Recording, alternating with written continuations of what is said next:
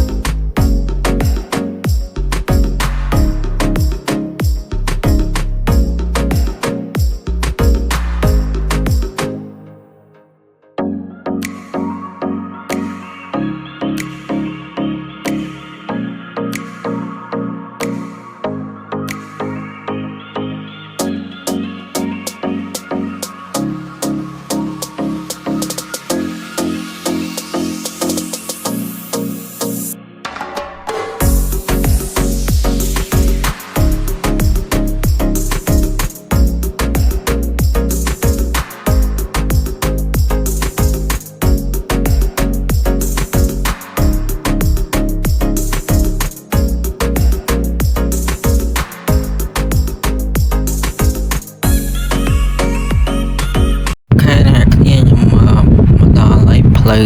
ខាងក្រោយខាងមុខហ្នឹងគឺជាផ្លូវបបែកចូលទៅខាងក្នុងអញ្ចឹងអ្នកគ្នាហើយផ្លូវក្រោយនេះវាមិនសូវជាល្អប្រហែលទេសម្រាប់អ្នកលេងម៉ូតូអញ្ចឹងអ្នកគ្នាព្រោះវាមានកលុកច្រើនហើយថ្មច្រើនណាមួយវាខែរដូវវស្សាអញ្ចឹងវាទឹកច្រើនអញ្ចឹងវាដក់ទឹកដក់អីប្រឡាក់ម៉ូតូប្រឡាក់អីអញ្ចឹងអ្នកគ្នា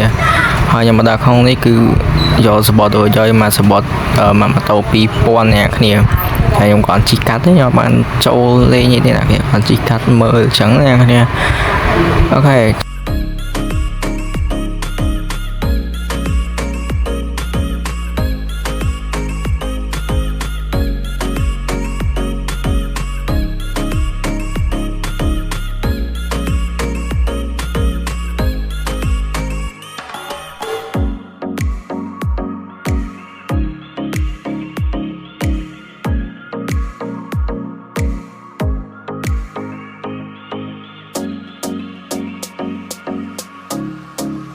អូខេអ្នកគ្នាខ្ញុំមកដល់ទីនេះផាយជាម៉ោង10អីហ្នឹងអ្នកគ្នាម៉ោង10ជាងអញ្ចឹងមានអ្នកមកលេងដែរឡើងមកឡានអញ្ចឹងអ្នកគ្នាហើយអ្នកគ្នាផ្លូវនៅនេះគឺស្ពាវីស្រស់ស្អាតខ្លាំងមែនតើតាមដងផ្លូវអញ្ចឹងអ្នកគ្នាមានកងកាយច្រើនសម្រាប់អ្នកគ្នា corner លេង corner តិចតួចទៅបានហើយអ្នកគ្នាកុំលេងខ្លាំងពេកអញ្ចឹងណាថាខ្ញុំជី2នាក់អញ្ចឹង corner មកមុំនេះថាសបោទូចទៀតណាគ្នាអ្នកគ្នាមកអីគ្នាច្រើននេះខ្ញុំធានាមកថាសប្បាយមកអ្នកគ្នាអូខេអញ្ចឹងនៅតាមផ្លូវនេះគឺមិនមានអីច្រើនទេមានចកាចន្ទីចកាដលងអីអញ្ចឹងអ្នកគ្នាគឺមានតែសភាពស្រស់ស្អាតមែនតើអ្នកគ្នាបបេតងអញ្ចឹងអ្នកគ្នាអូខេអញ្ចឹងអ្នកគ្នាទស្សនាវីដេអូខ្ញុំបន្តទៀតចោលគុណ អូ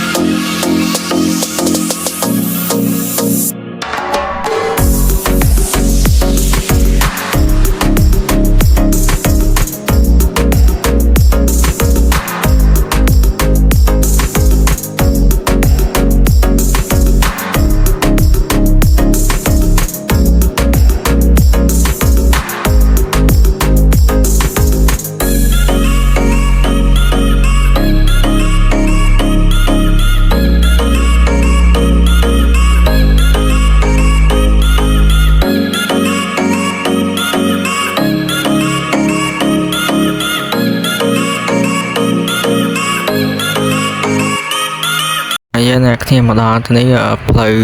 កោងមួយទៀតហើយដែរផ្លូវហ្នឹងបត់ទៅកន្លែងដើមឈើដែរពេលច្រើនអ្នកមកអីគេឈប់ថតរូបថតអីលេងអញ្ចឹងអ្នកគ្នាសារនៅហ្នឹងក្រុមដើមឈើហ្នឹងវាត្រជាក់អញ្ចឹងអ្នកគ្នាមានដើមឈើធំធំហើយនៅខាងស្ដាំដៃមកខ្ញុំនេះមានកន្លែងសួនផ្កាសម្រាប់អ្នកគ្នាចូលទៅថតរូបថតអីលេងអញ្ចឹងអ្នកគ្នាហើយវីដេអូយើងក៏ឈានដល់ទីបញ្ចប់អញ្ចឹងសូមអ្នកគ្នាជួយ Subscribe like ជួយធ្វើខ្ញុំអ្នកមួយផងគុណអ្នកគ្នាសម្រាប់ការតាមដានវីដេអូរបស់ខ្ញុំពីដើមរហូតដល់ចប់ចឹងអ្នកគ្នា